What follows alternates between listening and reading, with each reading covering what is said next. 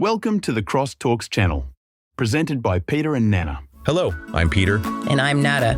And we are extremely excited to be your hosts in this episode of the CrossTalks channel.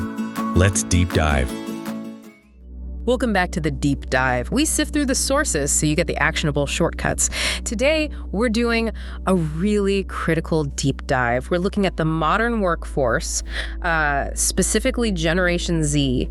They're really hitting critical mass now in professional settings. Yeah, they absolutely are. Our mission today is, well, let's get past the surface stuff, right? No more just talking about TikTok trends. We want to distill what actually makes this very ambitious group different. Fundamentally different, and maybe most importantly, give you that practical roadmap companies need to, attract and keep them. Okay, so just to be clear, who we're talking about Gen Z, that's generally people born between, say, 1997 and about 2012. Right. And you really have to understand the context of their lives to get their demands. It's key. Oh, absolutely. That context is huge. Our sources paint this picture of a generation that's, bold, super connected. Yeah. And this is crucial for employers. They have this almost allergic reaction to anything fake. They can, and I love this phrase, they can sniff inauthenticity from miles away. It's fascinating when you think about the sheer scale of global change they've already processed. I mean, the 2008 recession, seeing climate change concerns just accelerate massively, navigating really intense social movements, and then entering the job market right in the middle of a global pandemic. All of that before they even hit 30. Wow. So this history, it makes them incredibly pragmatic in some ways, but also deeply idealistic in others. Obviously tech savvy, fluent with technology, but what they're asking for, it's surprisingly human-centered. That's such a great point. They're survivors, really, of intense global uncertainty, which helps explain why they just aren't accepting the old status quo. You know? They want to work somewhere that feels real. Authentic. Yeah, where their time actually means something. They are ambitious, definitely, but not if it means sacrificing their well-being. Okay, so let's unpack this a bit more. They aren't just scanning job descriptions for duties, are they? They're looking for proof of real purpose. Exactly. And that brings us straight to this core generational shift. If you look at that traditional work contract, that trade-off, Gen Z is basically rejecting the idea that your value is just measured by the hours you're physically present. Right. They're demanding workplaces that respect them as individuals, their whole messy human existence, not just their output inside some narrow job title. And this is where, the whole old school perk system just dies, right? Pretty much. We thought those office things from the 2000s were essential, but the sources are saying Gen Z sees right through them. Free coffee, gym discounts, even that classic foosball table. Yeah, those things are now seen. Often it's just distractions, maybe even a bit manipulative. Like they're designed to keep you at the office longer, not make your life better. Token gestures. Exactly. They're not interested in that. What they really crave, the big magnet, is purpose. They need to understand why the company exists beyond just making money. They want to align with missions that have some kind of positive social or cultural or environmental impact. If that mission doesn't click with them, that job just gets pushed way down the list. It's gone from being a nice bonus to a basic requirement for even considering the role. But okay, how does that translate? How do you frame meaning for a job that maybe doesn't feel inherently world-changing, like, say, logistics or data entry? That's where the operational why becomes really important. Yeah. So if you're in logistics, maybe the purpose isn't just moving boxes. Right. It's about ensuring life-saving medical supplies get to hospitals on time. Or it's helping a small, sustainable business reach more customers. You have to connect the daily tasks to a bigger impact. And the second layer here, the one Gen Z really values, it's radical transparency. Some sources even call it their love language. Transparency. Okay, we hear that word a lot.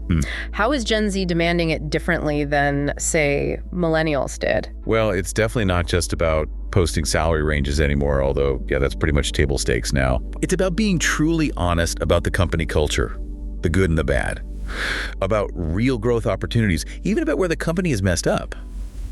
If your glossy job ad talks about work-life balance, but 5 minutes on Glassdoor shows everyone complaining about mandatory 7 p.m. calls. Poof. Credibility. Gone. Instantly meaningless. Yeah. They expect the outside image to actually match the internal reality. No more smoke and mirrors. That need for honesty is just huge, isn't it? So, okay, they've identified what they want up front.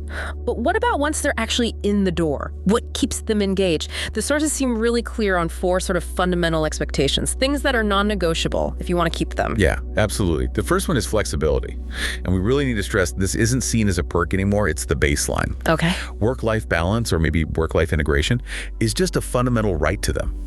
The companies getting it right are the ones showing real trust.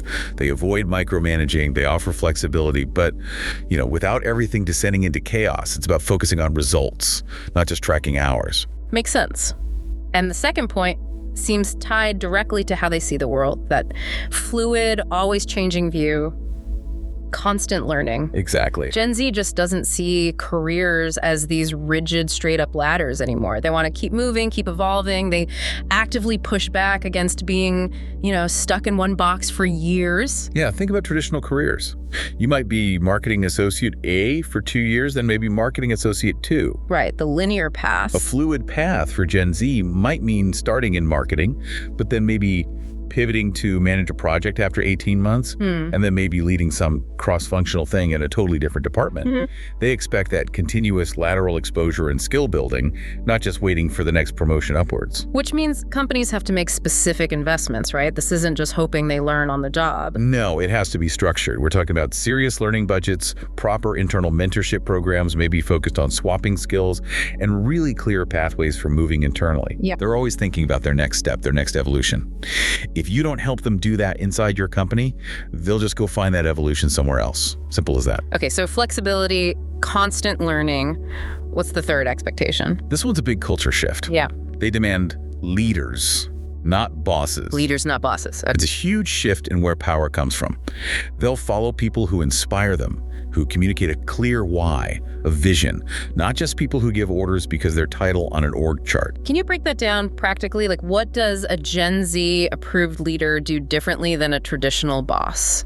Well, a traditional boss might assign tasks based on rank, enforce rules through authority, top down. The kind of leader Gen Z responds to outlines the mission, explains why it matters, and then trusts the team to figure out the best how, using their unique skills.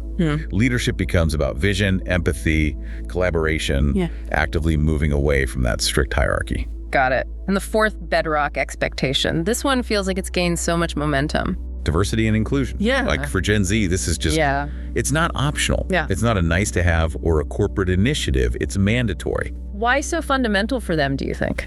Well, they grew up in a world where diverse perspectives are instantly accessible online all the time. So they just expect their workplace to reflect that reality. It feels unnatural if it doesn't. The sources say D&I needs to be true to their DNA. But let's be real, for a lot of older legacy companies, getting authentic representation everywhere, that feels like a massive, maybe impossible overnight change. It is a challenge. So where do they even start? How do you begin without it just looking like tokenism or, greenwashing diversity? You have to start with demonstrating real commitment through actions, not just putting out statements. Like what? Things like publicly auditing pay equity and actually fixing discrepancies, ensuring interview panels are diverse, setting up and properly supporting employee source groups, giving them executive backing. It's about showing you're actively trying to dismantle the barriers, not just, celebrating diversity once a year with a memo. Right. Showing the work. Okay, so this whole powerful set of demands, flexibility, learning, leadership, D&I, it really forces a complete rethink of the employer brand, doesn't it? Absolutely. We've kind of identified what Gen Z wants. Now we need to talk about how employers actually adapt their recruiting and their culture to meet these needs. This means a rewrite. Okay, so let's get tactical. The first shift seems to be about tone, about sincerity, speak human. Yes. Companies have got to stop using those awful, jargon-filled, copy-paste job ads. Please. We're not just talking about a better logo here. It's about replacing those perfect, static mission statements with something more real, transparent content. Right. The brand needs to show the actual culture, the people, maybe even talk about mistakes made and how they grew from them. Let Gen Z see who the company really is, warts and all. That connects directly to the second tactic, doesn't it? Storytelling, not slogan. Exactly. Because they grew up online, they instantly know the difference between some slick, high production ad and a genuine moment someone shared. So employers need to use their content, social media, career pages, maybe even internal communications channels to show real experiences. What kind of experiences work best? Think like short video clips of a team maybe celebrating a project failure but talking honestly about what they learned. Or maybe a quick, unscripted interview with the CEO discussing a tough decision the leadership team maybe didn't get quite right. Vulnerability. Yeah, that kind of authenticity. It builds trust and drives engagement way more than any glossy brochure ever could. Okay, tactic 3 feels like it circles back to retention heavily. Invest seriously in growth. Yep. Since we know they demand those fluid careers, employers have to provide concrete resources. This means things like rolling out dedicated online learning platforms everyone can access, actively encouraging peer coaching, maybe setting up internal programs for skill swapping, hosting things like internal hackathons where people can try applying their skills in new ways. The sources are really clear on the connection. Visible, accessible growth opportunities directly translate to loyalty and retention. Growth equals retention. Got it. And the final piece of this practical roadmap. Giving them autonomy. Real autonomy. This hits directly at their dislike of micromanagement and those old command and control structures. So trust them. Trust them. Employers need to emphasize trust and creative freedom right from the beginning.